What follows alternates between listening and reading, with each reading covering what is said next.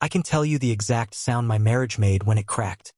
It was the soft ding of a calendar invite sliding onto my wife's phone at 9:07 p.m. The title was Performance Review, Offsite. The location was a boutique hotel bar we'd never been able to afford even when I was trying to impress her. 2 hours later she texted, "Might be late. Big talk. Love you, Red Heart." By midnight she walked in with a smile too wide and a story too smooth. She'd nailed it. She was finally being seen. Her boss, Glenn, salt and pepper haircut, the kind of teeth that look expensive, had said he was pushing hard for her. She was glowing in a way that made me proud and uneasy at the same time. Proud because I knew every slide deck she stayed up perfecting. Uneasy because I knew she hated hotel bars, and the perfume she wore that night wasn't hers. The next morning she had a number. A big number. Her salary would jump by 30% with a lead title and a bonus that was bigger than my first car.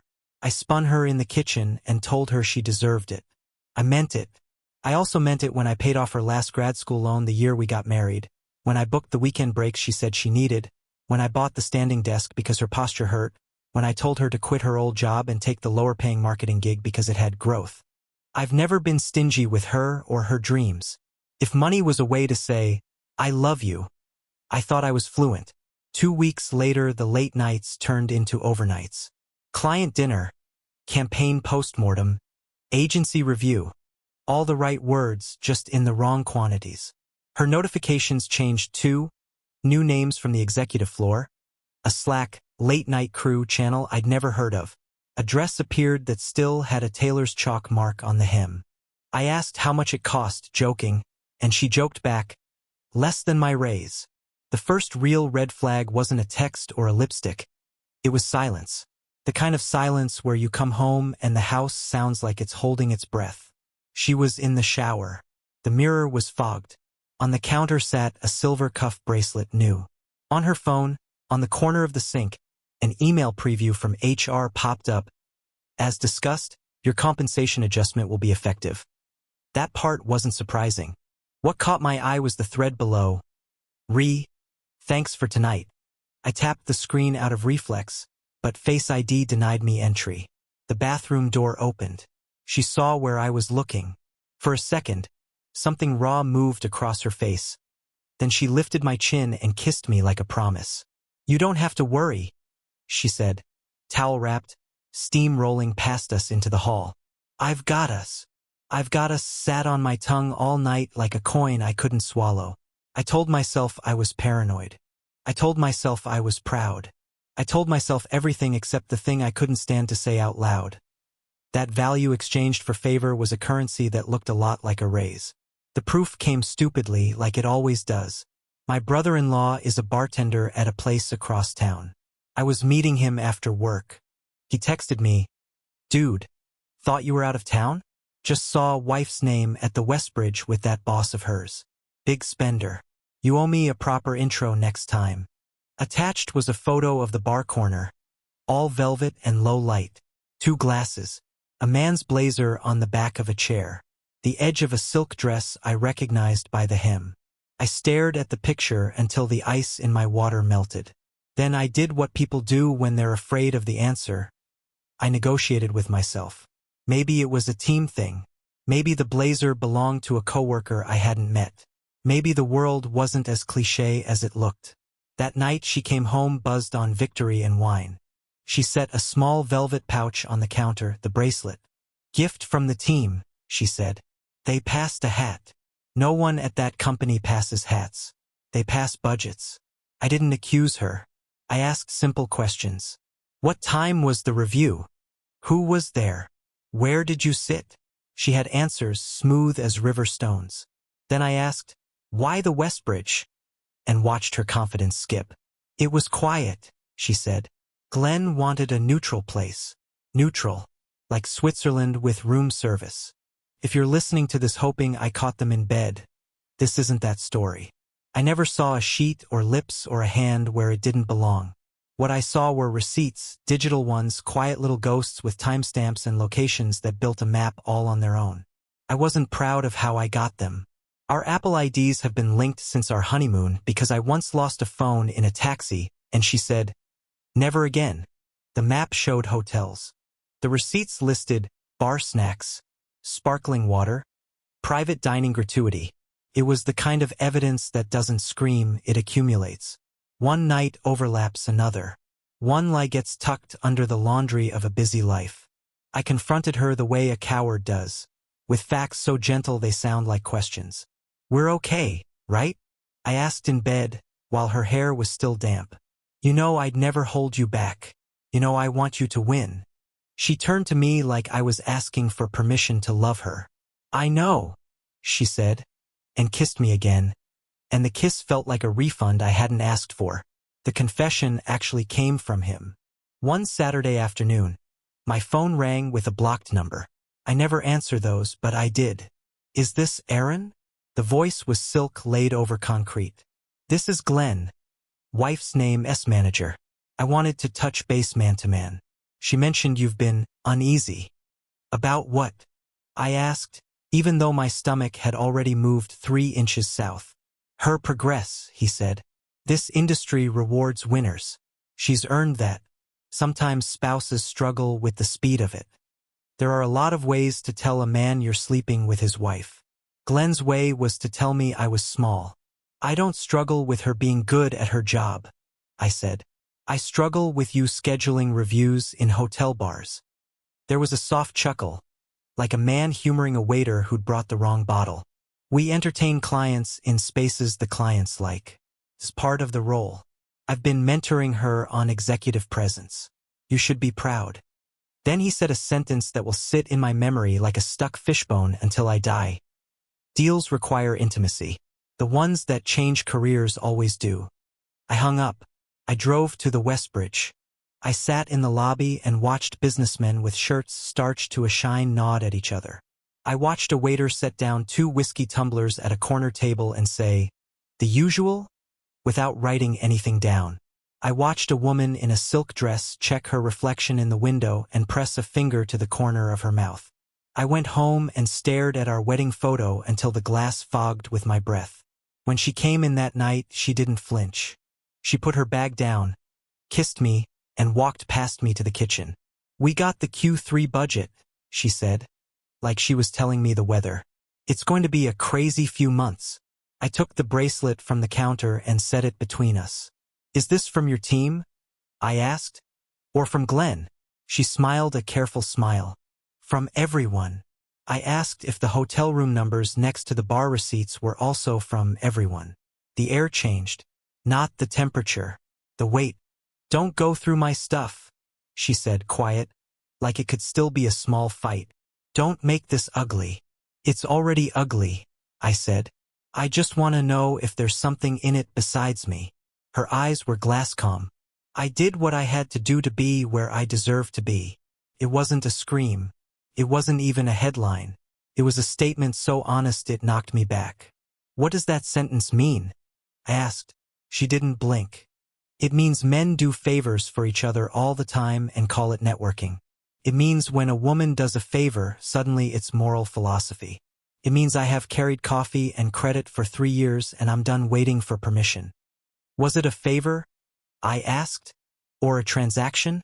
She looked at the bracelet. "You've bought me everything I've asked for. You've taken care of us in every way. But this is mine. I wanted to know I could get it without anyone's permission, even yours." "Except you asked for his," I said, and I hated how small my voice sounded. "I asked for an opportunity," she said. "He opened a door. I walked through. And surprise, I'm good at what I do. The raise is because of my work." We stood there on opposite sides of a kitchen island that had never felt like a border until that moment. The moral math in my head tried to carry the one and couldn't. She was right that she'd been underpaid. She was right that doors open differently depending on who you are. She was also the person I'd promised, in front of everyone we loved, to keep faith with. I slept in the guest room. I didn't cry.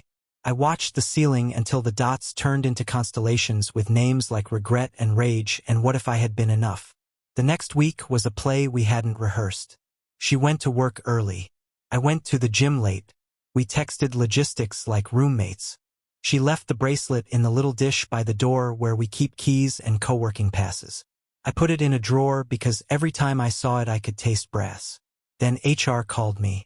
Not my HR, hers. The woman on the phone introduced herself as Employee Relations and told me my wife had asked them to create a paper trail for domestic tension because spouses sometimes react poorly to professional transitions. She was selling me to her employer as a risk, a man who might show up and make a scene. I thanked the woman for calling and told her I'd never step foot in their building. Then I did the ugliest, smartest thing I could have done. I hired a lawyer. The lawyer didn't care about love.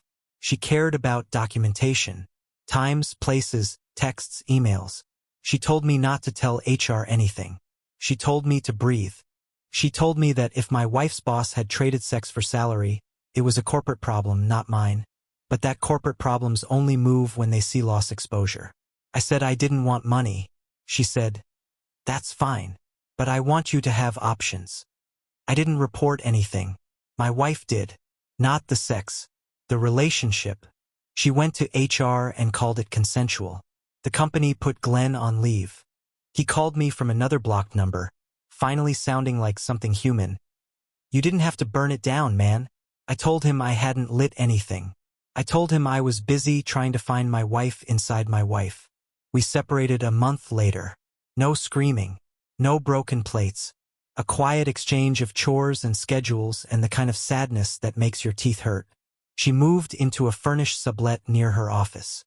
I kept the house because the mortgage is in my name and because the couch knows my shape. If the story ended there, it would be neat. Didn't. She kept calling. Sometimes to ask about mail, sometimes to ask about the dog we fostered, sometimes to sit outside in her car and cry about the career she could lose. "I didn't think it through," she said once, palms up like small white flags. "I just wanted the weight off my chest of being smaller than I knew I was." I said, "You made me small to make yourself big." She said, "You made money into love. This is me trying to make work into worth." Neither of us said the obvious. Both things can be true and still not justify what we did to each other. HR investigated. That meant interviews with people who already knew and people who didn't want to know. Glenn resigned to pursue other opportunities. My wife's raise stayed. The title stayed. The whispers stayed too.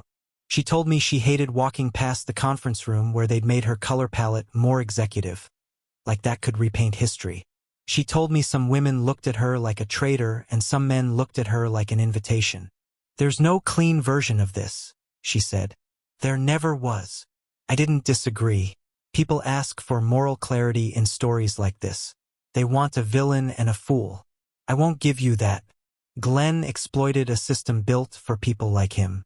My wife used the system and convinced herself it was revolution instead of repetition. I loved someone with my whole chest and then learned how many compartments a chest can have. Here's the part one didn't expect. The quiet goodness that followed the loud badness. I learned to cook things that aren't just protein and rice. I learned the thrift store near me gets designer suits on Thursdays. I learned that your friends will show up with a drill at 10 p.m.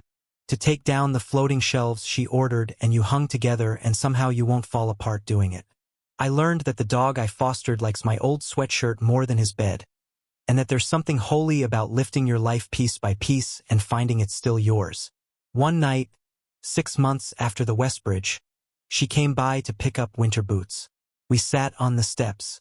She said, "I'm sorry in a way that makes me want to peel my skin off, but I also can't say I regret the door that opened, because walking through it showed me parts of myself I'd buried."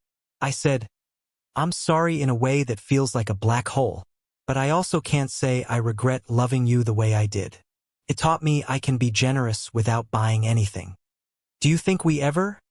she started, and then let the sentence die. "No," I said, "not the way we were, and I don't know how to be anything else with you." We signed the papers a month later. No children. No house battle. We split the couch at a thrift store by donating it. I kept the coffee table. She kept the bracelet. I didn't ask why. I didn't want to give it the power of a symbol anymore. If you need a moral, I can only give you mine. Money can be love when you don't have words. but it can also be a blanket you throw over conversations that should happen in the light. If you're paying for everything, make sure you're not paying instead of listening. Power always wants a receipt. If someone tells you there's no cost, the cost is you not asking what it is. Intimacy isn't only bodies. It's invitations, private rooms, the usual. It's the way someone says we before they earn it. You can be generous and still have boundaries. The line is simple. The thing you can't live with is the boundary. Say it early. Say it out loud. Say it before you find yourself memorizing hotel carpet patterns. The last time I saw Glenn was in a LinkedIn announcement with a headshot that looked like it had been cropped to hide something. The last time I saw my wife in person was at a grocery store. We reached for the same brand of coffee like a rom-com that had forgotten its music. She looked good. Tired but good. I told her so. She smiled and said, "You do too." We both laughed because I had bedhead and paint on my sleeve.